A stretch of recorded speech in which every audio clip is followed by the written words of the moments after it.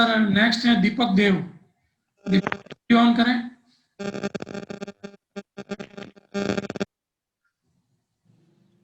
Hello,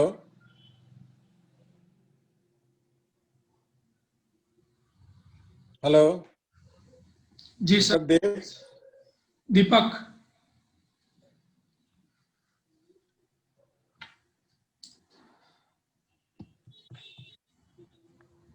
yes, दीपक दी, Deepak ji. Hello. हाँ, दीपक देव, आवाज आ रही है? जी सर, बिल्कुल। नमस्ते सर। चलिए दीपक देव जी, आपने नमस्ते सर। नमस्ते।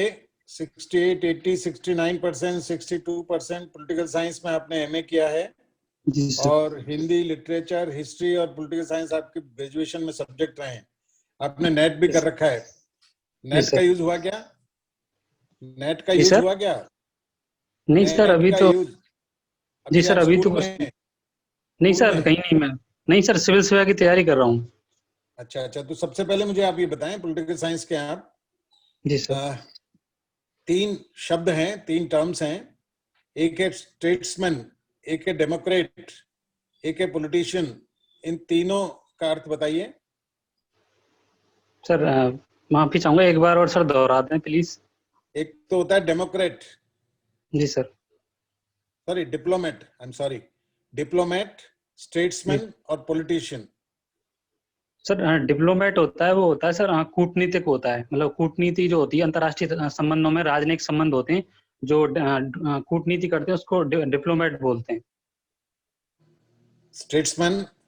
स्टेट्समैन सर एक पॉलिटिशियन या जो कोई जो राज्य का जो प्रधानमंत्री या कोई नेता होता है, जो कि उसकी बहुत ग्लोरी होती है, उसको स्टेट्समैन कहते हैं, जो शासक होता है।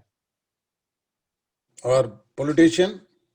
पॉलिटिशियन सर राजनीतिज्ञ होते हैं, जो पॉलिटिकल साइंस से संबंधित होते हैं। पॉलिटिशियन जो राजनीति करते हैं, एक राजनीतिक वैज्ञानिक भी होते हैं, जो जैसे अरस्तु है फॉर एग्जांपल, इस टाइप के सर। एक पॉलिटिकल साइंस में पीजी किए हुए से ये जो आपने स्पष्ट किया, ये उचित समुचित नहीं है। एक एक सेंटेंस में आपको इनका अर्थ बताना चाहिए था। चलिए कोई बात नहीं। पॉलिटिकल साइंस और पॉलिटिक्स में क्या अंतर है? सर राजनीति विज्ञान जिसका जो अर्थ है, ये पॉलिटिक्स शब्द से बना है, जिसका पुलिस शब्द से बना है। प्राचीन यूनान में पुलिस शब्द का प्रयोग नगर राज्य के लिए होता था। वैसे राजनीति विज्ञान का अर्थ ये है कि राजनीति विज्ञान का जैसे प्रारंभ और अंत राज्य से होता है। ये सरकार राज्य से संबंधित शास्त्र है, इसमें अध्ययन किया जाता है। यूनान के नगर राज्यों के बारे में पढ़ा है आपने? जी सर, मैंने पढ़ा है। तो नगर राज्यों में कितने नागरिक, प्लेटो बताता है कितने नागरिकों की संख्या निर्धारित करता है? सर प्लेटो अपने आदर्श राज्य में एक में 5040 जनसंख्या बताता है। ऐसा क्यों? सर वो कहता है प्लेटो की नगर राज्यों में जनसंख्या वो कम कम कम होनी चाहिए, क्योंकि जिससे सभी नागरिक शासन कार्यों में भाग ले सकें। और 5040 के बाद जो लोग बचेंगे उनको कहाँ रखने की बात करता है वो? सर सॉरी, उसका मुझे ध्यान नहीं है अभी।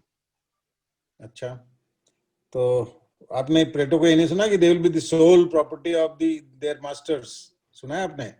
सर हाँ सर, वो उसके अपने जो मालिकों की पूर्ण संपत्ति होंगे। प्लेटो को नहीं पढ़ा? सर पढ़ा है मैंने, उसमें जो आत्मा के 3 गुण बताता है वो प्रत्येक व्यक्ति में। चलिए, आप मुझे बताइए कि एक पंचायत समिति में कितनी ग्राम पंचायतें होती हैं लगभग? सर एक पंचायत समिति में सर ऐसे क्राइटेरिया फिक्स नहीं है, लेकिन 9 से 10 तो होती हैं। अच्छा, और एक जिला परिषद में कितनी पंचायत समिति होती है? सर जिला परिषद में लगभग 36 वार्ड होते हैं, 35 से 36। अच्छा, एक पंचायत के लिए कितनी जनसंख्या का होना जरूरी है? सर 3000 से कम नहीं होनी चाहिए। अच्छा, 3000 से ऊपर अगर थोड़ी होती है तो? सर हो सकती है, ऊपर भी हो सकती है जनसंख्या। तो मिनिमम कितने सदस्य होते हैं किसमें उस सर? पंचायत में? उस पंचायत में न्यूनतम कितने सदस्य होते हैं 3000 तक, और उसके बाद? सर इसका एग्जैक्ट याद मुझे अभी याद नहीं है।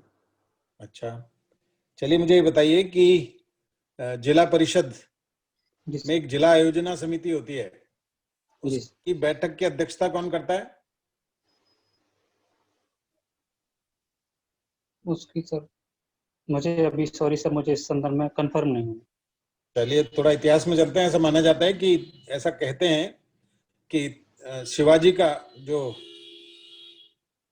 प्रशासन था वो बहुत ही प्रेरणादायी और अनुकरणीय प्रशासन था। उनके प्रशासन का मुख्य अंग का क्या था? सर शिवाजी अपने शासन प्रबंध के लिए उनकी जो अष्ट प्रधानमंत्री परिषद है उसके लिए वो जाने जाते हैं, वेरी जिसमें गुड, 8 बहुत मंत्रियों की अच्छा। 8 मंत्रियों की परिषद होती थी, जिसमें पंडित सुमंत राव और सर मुझे अभी और नाम चलिए में भी ठीक याद। है, ठीक है, मैंने नाम नहीं पूछा आपसे, ठीक है ना। कश्मीर को दिल्ली साम्राज्य का अंग किसने बनाया सबसे पहले? माफी चाहूंगा सर, इस बारे में मुझे जानकारी नहीं। कश्मीर की ये जो धारा 35A थी वो क्या थी? सर 35A थी जो जम्मू कश्मीर में, इसमें जम्मू कश्मीर के लिए विशेष प्रावधान था कि वहाँ पे कोई दूसरे राज्य का नागरिक जमीन नहीं खरीद सकता था, और वहाँ की कोई अगर जो महिला है वो किसी दूसरे राज्य में शादी करती थी तो उसको वहाँ संपत्ति का अधिकार उसका खत्म हो जाता था और उनको विशेष अधिकार मिले हुए थे। अच्छा, हमारे यहाँ जो बहुदलीय प्रणाली है उसकी सबसे ज्यादा अवगुण क्या हो सकता है उसका? सर बहुदलीय प्रणाली का सबसे ज्यादा अवगुण होता है अस्थिरता रहती है शासन में। कभी कभी त्रिशंकु संसद या त्रिशंकु विधानसभा बन जाती है तो सरकार का फॉर्मुलेशन नहीं हो पाता है। चलिए बहुत अच्छा। और मेरा आखिरी सवाल है आपसे कि पानीपत का तृतीय युद्ध हुआ था वो कब हुआ था और किसके बीच में हुआ था? सर पानीपत का तृतीय युद्ध 1761 में हुआ था। किसके मध्य हुआ? सर ये मराठा और सर नाम है और अभी एग्जैक्ट याद नहीं कर पा रहा हूँ। चलिए धन्यवाद। Thank you. दीपक जी आवाज आ रही है मेरी? जी सर, जी नमस्ते सर। नमस्ते दीपक जी। दीपक जी, संविधानवाद क्या होता है? सर संविधानवाद में विधि का शासन होता है सर, उसको संविधानवाद कहते हैं। विधि के शासन के अनुसार शासन संचालित होता है और संविधान के नियम के अनुसार इस देश का शासन संचालित होता है।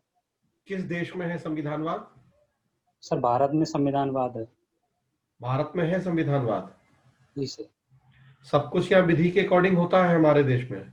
सर हमारे यहाँ विधि का शासन है, जैसे कि अनुच्छेद 14 में विधि के समझ समानता की बात और विधि के समझ संरक्षण की बात कही गई है। उसके सर अलावा यहाँ संविधान के अनुसार शासन संचालित होता है। जो खाप पंचायतें हैं ये विधि के अनुसार करती हैं काम? जी सर नहीं सर। फिर कैसे हुआ संविधानवाद? सर ये कानून से हटके खाप पंचायत, जैसे कि हरियाणा में खाप पंचायत हैं और उत्तर प्रदेश में, ये कानून से हटके सामाजिक रूढ़िवादिता के आधार पर फैसले करती हैं, संविधान के अनुसार नहीं करती सर। तो फिर तो संविधानवाद नहीं हुआ ना हमारे देश में? नहीं सर, वो करती हैं जो उनके फैसले सर मान्य नहीं होते, कोर्ट में चैलेंज किए जाते हैं और वहाँ सरकार उनको नहीं मानती सर। अच्छा, जो गुर्जर आंदोलन हो रहे हैं, रेल ट्रैक रोक के बैठे हुए हैं, वो है संविधान के अनुरूप, विधि के शासन के अनुरूप? जी सर वो बिल्कुल नहीं है। किसी भी व्यक्ति को अपनी तार्किक मांग को रखने के लिए संवैधानिक साधनों का प्रयोग करना चाहिए। इस प्रकार से जो मांगे वो नहीं रखनी चाहिए। तो फिर 2 महीने से तो पंजाब में ट्रेनें रोकी हुई थी, फिर वहां कहाँ संविधान के अकॉर्डिंग शासन हो रहा है? सर जहाँ तक संविधान की बात है, सरकार प्रयास करती है लॉ एंड ऑर्डर मेंटेन करने के लिए, लेकिन समय समय पे वर्ग और जातियां अपने आरक्षण की मांग हो, जहाँ अपने किसान अपने हितों को लेके बैठते हैं, तो वो एक तरीका है। लेकिन सर संवैधानिक शासनों से अपनी मांग करनी चाहिए मेरे हिसाब से। अच्छा अच्छा। संप्रभुता क्या होती है? सॉवरेंटी? सर संप्रभुता दो शब्दों संप्रभुता अंग्रेजी के सॉवरेंटी से, जिसको कहते हैं अंग्रेजी में सॉवरेंटी, ये लैटिन भाषा के सुप्रीनस शब्द से बना है, जिसका आशय है कि ऐसा राज्य जो आंतरिक और बाह्य रूप से स्वतंत्र हो और अपने निर्णय लेने में सक्षम हो। क्या आज हैं हम संप्रभु? जी सर हम बिल्कुल आज संप्रभु। क्यों? हमारे तो बहुत सारे निर्णय वैश्विक संस्थाएं कर रही हैं, यूएन का भी दबाव है, अमेरिका का भी दबाव है, कहाँ हम हर फैसला अपनी मर्जी से कर पाते हैं? नहीं सर, जहाँ तक इंडिया की बात है, अभी हम सब संप्रभु राष्ट्र हैं। 1947 से पहले हम ब्रिटेन के अधीन थे तो संप्रभु नहीं थे, लेकिन अब हम अपने आंतरिक और बाह्य रूप से पूरी तरह सक्षम है और निर्णय ले सकते हैं। वो सर जो निर्णय लेते हैं यूएन या WTO, सर वो वैश्विक नीतियां होती हैं, सरकार की विदेश नीतियां हैं, तो उनसे सर उनको ध्यान में रख के कुछ निर्णय लिए जाते हैं। तो फिर संप्रभु कहाँ कहलाएंगे फिर ऐसी स्थिति में? अगर आप ही ने बताया कि आंतरिक बाहरी मामलों में फैसले लेने के लिए स्वतंत्र हो, अब अगर किसी दूसरे के दबाव में हमें फैसला लेना पड़ रहा है तो फिर कहाँ संप्रभु रह गए? जी सर, दबाव में वो फैसले, मतलब संप्रभुता का आशय होता है कि हम निर्णय लेने में स्वतंत्र है, लेकिन उस आधार पे वो उन चीजों को सर विदेश नीति के संबंध हो या एक दूसरे राष्ट्र से संबंध हो, उसमें सर कूटनीतिक चीज होती हैं और एक राष्ट्रीय हित होते हैं, उनके आधार पर सर निर्णय लिए जाते हैं। वो दूसरे के दबाव में ले फिर भी संप्रभु कहलाएंगे, वही मैं पूछ रहा हूँ आपसे, थोड़ा क्लियर करना चाह रहा हूँ इस कॉन्सेप्ट को। जी सर, दूसरे के दबाव में नहीं लेते सर, अपने राष्ट्रीय हितों के आधार पर निर्णय लेते हैं। नहीं, मान लीजिए मैं अभी आपको चलिए उदाहरण से पूछता हूँ बात, कार्बन उत्सर्जन भारत कितना करेगा ये वैश्विक संस्थाएं तय करती हैं और हमें मानना होता है, तब हम है संप्रभु या नहीं? हमें बस हाँ या ना में जवाब दीजिए। सर हम संप्रभु हैं। संप्रभु है, भले उन्होंने कहा और हमने माना फिर भी हम संप्रभु हैं।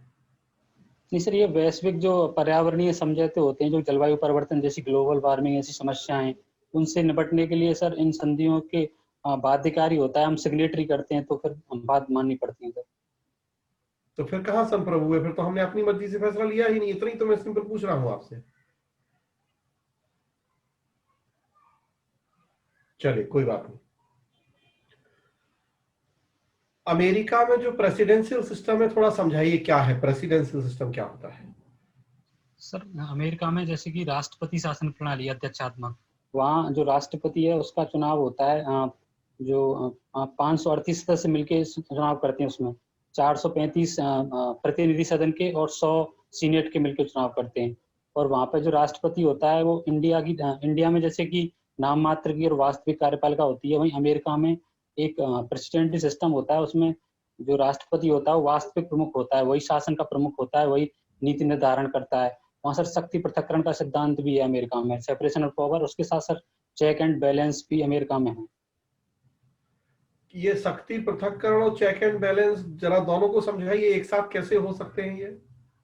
सर शक्ति पृथक्करण का जो सिद्धांत है उसमें सर वहाँ पे जो कार्यपालिका व्यवस्थापिका है वो अलग अलग है, मतलब और दोनों अलग अलग काम करती है। लेकिन सर चेक एंड बैलेंस में ये होता है कि सर जैसे जब राष्ट्रपति अमेरिका का किसी न्यायाधीश की नियुक्ति करता है तो उसको सीनेट से मंजूरी लेनी पड़ती है, तो सीनेट का नियंत्रण रहता है, तो आपस में सर चेक एंड बैलेंस रहता है। भारत में नहीं है check and balance? Sir Bharat में कार्यपालिका और व्यवस्थापिका में घनिष्ठता पाई जाती है। चेक एंड बैलेंस है या नहीं है, मैं ये पूछ रहा हूँ। आप शब्द बदलिए नहीं, उसका जवाब दीजिए। भारत में संतुलन एवं अवरोध का सिद्धांत है या नहीं है? सॉरी सर, मुझे इस बारे में जानकारी नहीं। भारत में किस तरह की शासन व्यवस्था है? सर भारत में लोकतांत्रिक शासन प्रणाली है, संसदीय शासन प्रणाली है। संसदीय है। अमेरिका में अध्यक्षीय, भारत में संसदीय है। जी सर। जहां तक मैं जानता हूं कि संसदीय में चेक एंड बैलेंस होता है, ना कि अध्यक्षीय में। आप एकदम उल्टा कॉन्सेप्ट बता रहे हैं। जी सर। चलिए थोड़ा विदेश नीति की बात करते हैं। कौटिल्य ने विदेश मामलों में एक थ्योरी दी थी मंडल सिद्धांत की, क्या थी थोड़ा मुझे बताएंगे? सर कौटिल्य ने मंडल सिद्धांत दिया था विदेश नीति के संदर्भ में, जिसमें जो उसने पड़ोसी राज्यों से संबंध है उनके बारे में बताया था कि किसी राज्य को पड़ोसी राज्य से उसके संबंध किस प्रकार होते हैं। उसमें सर उसने शत्रु राज्य, उसके पड़ोसी को शत्रु राज्य, उसके पीछे स्थित राज्य को मित्र राज्य, पाषाण गए, आक्रंदसार, इस प्रकार से सर राज्यों का वर्गीकरण किया 12 प्रकृतियों में। टोटल सर 72 प्रकृति होती है इस प्रकार से। Okay okay. क्रिकेट खेलते हैं आप, देखते भी हैं? जी सर। क्या मतलब होता है क्रिकेट शब्द का, मतलब क्या है?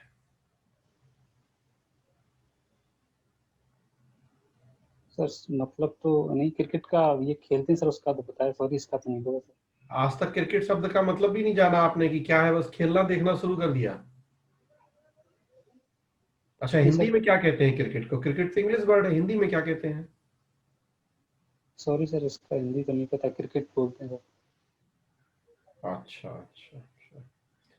अभी कौन सी मैच या श्रृंखला हुई है क्रिकेट में रिसेंटली? सर अभी आईपीएल आयोजित हुआ था। आईपीएल आयोजित हुआ था? कहाँ आयोजित हुआ था ये? सर ये यूएई में आयोजित हुआ था। अच्छा, तो आईपीएल का फुल फॉर्म क्या है? Indian premier league. और किस किस कंट्री में इस तरह से लीग चल रही है? सर इसमें कैरिबियन प्रीमियर लीग चलती है। कैरिबियाई देश है जो वेस्ट इंडीज में। उसके अलावा सर पाकिस्तान में पाकिस्तान प्रीमियर लीग। उसके अलावा सर श्रीलंका में चलती है इसी प्रकार की प्रीमियर लीग, और बांग्लादेश में चलती है। अच्छा, तो जो इंडियन प्लेयर्स हैं वो इंडिया के बाहर किसी लीग में खेलते हैं? सर उसमें सर इन अभी जो वर्तमान जो टीम है इसमें से तो नहीं खेलते, लेकिन जो अपने भूतपूर्व खिलाड़ी हैं, जैसे इरफान पठान है और कई खिलाड़ी हैं सर, वो खेलते हैं, भाग लेते हैं। इरफान पठान किस लीग में खेलते हैं? सर ये श्रीलंका प्रीमियर क्रिकेट लीग में खेलते हैं। अच्छा, एसपीएल में खेलते हैं इरफान पठान, कंफर्म है आपको? जी सर। बीसीसीआई का चेयरमैन कौन है अभी? सर सौरव गांगुली। और ट्रेजरर? सर मैंने सुना नहीं, वापस सर माफी चाहता हूँ, एक बार दोहराइए सर। ट्रेजरर कौन है? कोषाध्यक्ष कौन है? सर कोषाध्यक्ष जय साहब। कौन है ये जय साहब? सर ये हमारे माननीय गृह मंत्री अमित शाह जी के बेटे हैं। अच्छा अच्छा, ठीक है। राजेश सर। जी सर। जी सुन पा रहे हैं दीपक जी? जी सर नमस्ते। नमस्ते। क्वालिटी है आपके पास और नेट कर रखा आपने? जी सर। चलिए ये बताइए, खाप पंचायतों की बात हो रही थी अभी। जी सर। खाप पंचायतों का सकारात्मक पक्ष बताइए आप। सर खाप पंचायत का सकारात्मक पक्ष है कि ये जैसे कि विभिन्न राज्यों में जैसे दहेज प्रथा पे या मृत्यु भोज पे जो समाज में जो बुराइयां उन पे आयोजित होती हैं समय समय पे और इन पे रोक लगाती है, तो सर एक पॉजिटिव अप्रोच है ये मेरे हिसाब से। अच्छा, चलिए बताइए, कौटिल्य ने राज्य के कर्मचारियों के बारे में ऐसे कहा है कि जैसे मछली जल में रहकर उसका भोग करती है, वैसे राज्य के कर्मचारी भी धन का भोग करते हैं। जी सर। वर्तमान संदर्भ में कितना प्रासंगिक है ये कथा?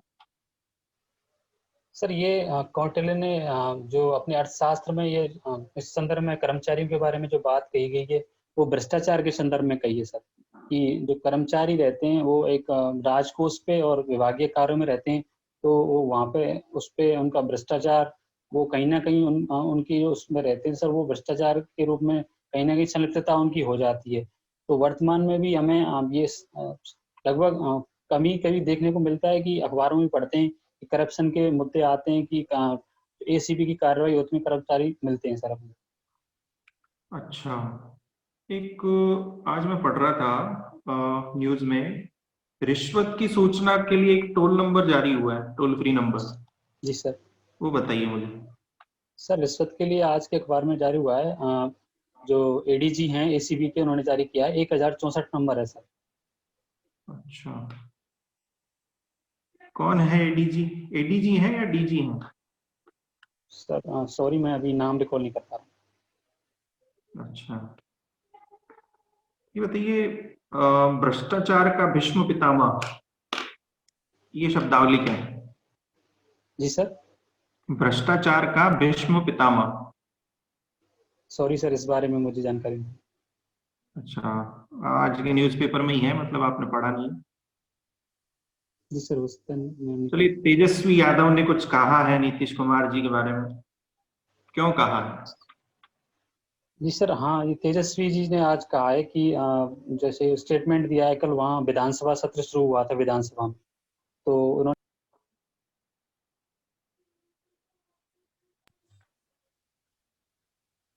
सॉरी सर वो फोन आ गया। जी कोई बात नहीं, आप कंटिन्यू रखें।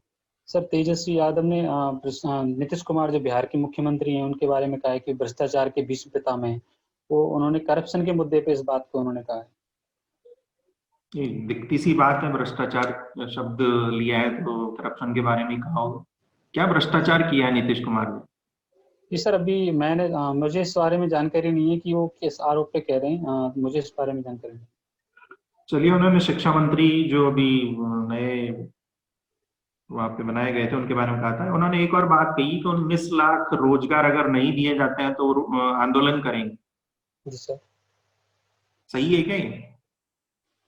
सर विपक्ष में राज्य में जो विपक्षी सत्ताधारी दल होता है उसका काम होता है कि जो सत्ता पक्ष में जो लोग चुन के आए हैं, सरकार बनाई है, उन्होंने अगर जो वादे किए हैं उनको अगर पूरे ना करें तो उनका संवैधानिक और लोकतांत्रिक तरीकों से विरोध कर सकते हैं। उनका एक दायित्व होता है, वो चाहे विधानसभा का पटल हो, चाहे वो और कोई भी धरना प्रदर्शन शांतिपूर्वक हो। अच्छा, चलिए बताइए, हिंदुस्तान और भारत, ये क्या विवाद है अभी? सर अभी बिहार विधानसभा में एक असदुद्दीन ओवैसी की पार्टी के विधायक थे, तो उन्होंने हिंदुस्तान के उर्दू में वो शपथ ले रहे थे, तो उन्होंने हिंदुस्तान शब्द को ना यूज करके भारत शब्द का यूज किया है। क्योंकि उन्होंने कहा कि क्योंकि हमारे इंडिया के कॉन्स्टिट्यूशन के आर्टिकल 1 में इंडिया दैट इज भारत शब्द का यूज किया गया है, तो मैं भारत आसन की अनुमति से भारत शब्द यूज करना चाहूंगा। तो उनके इसका विरोध बीजेपी के विपक्ष के वीर सत्ताधारी दल बीजेपी के एमएलए ने किया था। गुड गुड, ठीक है। भारत ही क्यों नहीं कर दिया जाना चाहिए भारत का नाम? इंडिया हिंदुस्तान हटा क्यों नहीं दिया जाता? जी sir, India that is Bharat संविधान के आर्टिकल 1 में दे रखा है, तो अभी सर मेरी राय में तो नाम सही है। क्या सही है, हिंदुस्तान? नहीं sir, India that is Bharat. अच्छा, चलिए बताइए, हांगकांग में किसका शासन है? सर हांगकांग एक चाइना के अधीन एक वन नेशन सर मैं अभी एग्जैक्ट नाम याद नहीं कर पा रहा हूँ। एक पहले इंग्लैंड के अधीन था हांगकांग, फिर उसने उसको चाइना को दे दिया और स्वायत्त प्रदेश के रूप में। लेकिन अभी वहाँ लोकतंत्र समर्थक प्रदर्शन हो रहे हैं और चाइना वहाँ पे मानव अधिकार, ह्यूमन राइट और लोकतंत्र की प्रणाली को स्थापित नहीं कर रहा है। इस संदर्भ में व्यापक प्रदर्शन हो रहा है। अच्छा, अंतिम प्रश्न मेरा, जो आपने लोकतंत्र की बात की है वहां पर, इसका समर्थक कौन है? अभी चर्चा में है उनका नाम? सर मैं सर ये जानना चाहूंगा सर, ये किसकी सर, हांगकांग में या चाइना में? हांगकांग की बात कर रहे हैं, जिन्हें अभी कैद कर लिया गया है, उनका नाम जानना चाह रहा हूँ। सॉरी सर, उसके बारे में मुझे जानकारी नहीं। चलिए ठीक है जी, ललित सर। जी जी दीपक जी नमस्ते सर। नमस्कार। ये बताएं कि रित क्या होता है? रित सर रित से आज से ये है कि प्रकृति की व्यवस्था जो ब्रह्मांड के अनुसार चलती है, इसमें नक्षत्र और जो सारी जो प्रक्रिया प्रकृति के अनुसार चलती है सर। पूरी परिभाषा मुझे एग्जैक्ट सर अभी याद नहीं। ओके, अच्छा बता सकते हैं पुरुषार्थ क्या होता है? सर पुरुषार्थ में जहां तक मैं याद कर पा रहा हूँ, धर्म अर्थ काम मोक्ष, ये 4 पुरुषार्थ। नहीं, इसका अर्थ क्या होता है, पुरुषार्थ शब्द का अर्थ? सर एग्जैक्ट तो अर्थ मुझे याद नहीं है। ठीक है, धर्म क्या होता है? सर धर्म धातु धातु से बना है, जिसका अर्थ है धारण करना। जो भी नैतिक और धारण करने योग्य सही वो है, उनको धारण करना धर्म कहलाता है। और अर्थ? अर्थ सर पैसे से संबंधित है, धन से संबंधित। धन तो नहीं है इसमें, तो धन नहीं, ये तो आधुनिक अर्थ है धन तो। सर सॉरी, इस बारे में नहीं पता मुझे। ठीक है, और काम? सर काम से अर्थ है कि जो वर्क आदमी करता है, व्यक्ति करता है, उससे संबंधित है सर काम। ये भी वर्तमान काम वाला, वर्क वाला बता दिया। ये वर्क वाला काम तो नहीं है। चलिए लास्ट बताइए, मोक्ष क्या होता है? सर मोक्ष से आशय कि व्यक्ति तपस्या और पाठ पूजा और ईश्वर के भजन के द्वारा जीवन को मुक्त कर ले और मोक्ष की प्राप्ति करे। किससे मुक्त कर ले? सर बार बार जन्म लेने और इसके जीवन चक्र के जो ये चक्र है, इससे छुटकारा पाया जाए, जीवन मृत्यु के। ओके, ये बताएं कि ये गांधी का सत्याग्रह और निष्क्रिय प्रतिरोध में क्या अंतर है? सर गांधी जी के सत्याग्रह से आशय सत्य के लिए आग्रह करना।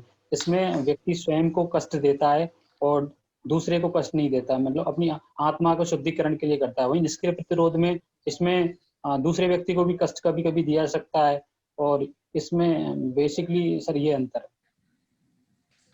आप भरतपुर के हो? जी सर। अच्छा, ये भरतपुर को लघु काशी, भरतपुर जिले की लघु काशी किसे कहते हैं? जी सर, भरतपुर जिले की लघु काशी वैर कस्बा को कहा जाता है। क्यों? सर इसमें बाग बगीचे और मंदिर हैं, इस कारण कहा जाता है। किसके प्रमुख मंदिर कौन से हैं? सर मंदिर का नाम तो अभी मुझे याद नहीं। अच्छा, कामा भी आपके वहाँ, कामा का धार्मिक महत्व क्या है? सर कामा ब्रज क्षेत्र में आता है। इसको प्राचीन समय में ब्रह्मपुर या कामवन या काम्यवन भी कहते थे। यहाँ मंदिर भी हैं, जैसे गोकुल चंद्र जी का मंदिर, मदन मोहन जी का मंदिर। किसी संप्रदाय की पीठ है वहाँ? सर संप्रदाय की पीठ है, लेकिन अभी वो संप्रदाय का नाम सर याद नहीं है। ओके, तो ये बताएं भरतपुर कितने जिलों को स्पर्श करता है? सर भरतपुर राजस्थान के अलवर और धौलपुर, करौली और दौसा को स्पर्श करता है सर। और कितने राज्यों को स्पर्श करता है? सर राज्यों में हरियाणा और हरियाणा का मेवात जिला और उत्तर प्रदेश के मथुरा और आगरा जिलों को स्पर्श करता है। ओके। आपके वहाँ एक जल महल की नगरी है, जी सर। कौन सी? सर जल महलों की नगरी डीक को कहा जाता है। क्यों? सर वहाँ पे जल महल बने हुए हैं जिसमें फुब्बारे चलते हैं, इस कारण उनको जल महलों की नगरी कहा जाता है। एक आपके भादानक किसको कहा जाता है? भादानक? सर जहाँ तक मैं अभी तक याद कर पा रहा हूँ, अभी भादानक ब्याना को कहा जाता है। राइट। और क्या क्या कहते हैं बहनों? सर ब्याना को भादानक और शोणितगिरी या शोणितपुर भी कहते हैं। उसके अलावा सर कब्रगाहों का शहर भी ब्याना को कहा जाता है। बयाना को का प्राचीन भारत से क्या संबंध है इसका? सर ब्याना में एक तो सर नील की खेती होती थी प्राचीन समय में।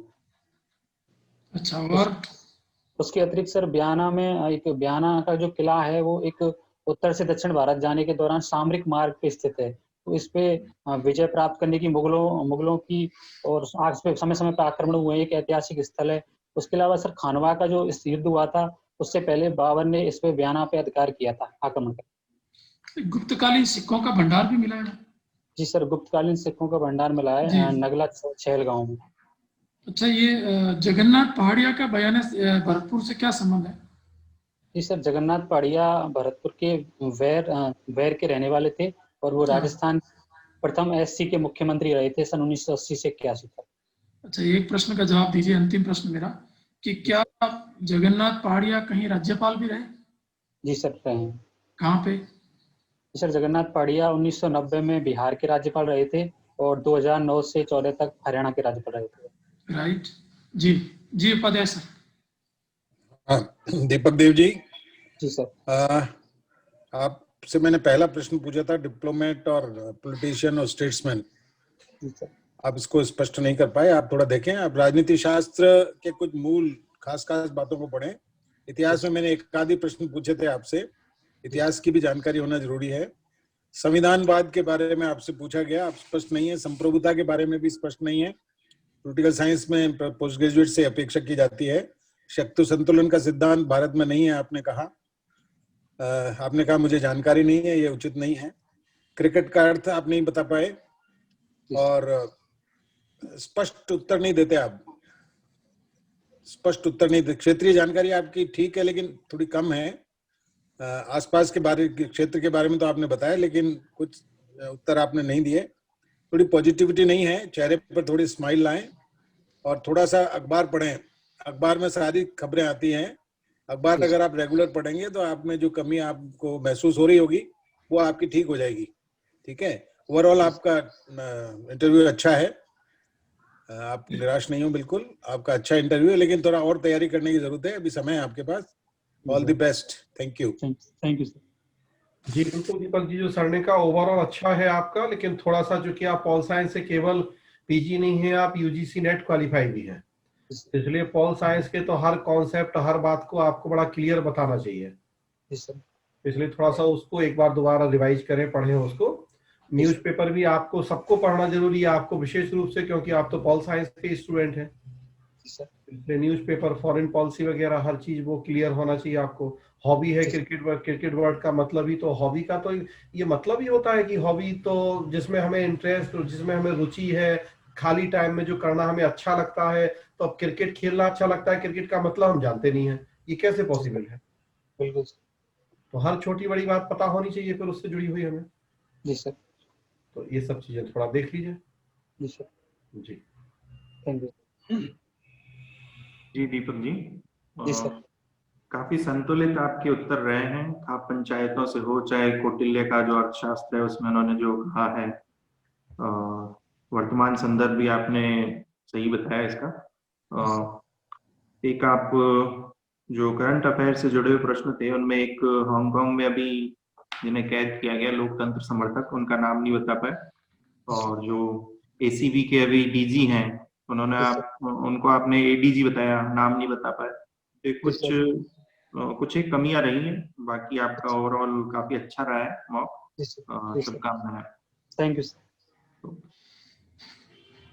जी दीपक जी, जी सर, ज्ञान अच्छा है आपका, पर फिर भी इसको राजस्थान लेवल पे बढ़िया तैयार करिए। जी सर, हिस्ट्री और करंट का आपको सर बता चुके हैं। जी एथिक्स सर, आप ठीक है और उत्तर बहुत अच्छे नहीं है। जी सर, सर लगता है कि आप अनुमान लगा लगा के उत्तर दे रहे हैं उनका, तो जी वो सर, बाकी ओवरऑल बढ़िया है आपका शैली और शब्द चयन और बोलने का तरीका बढ़िया है।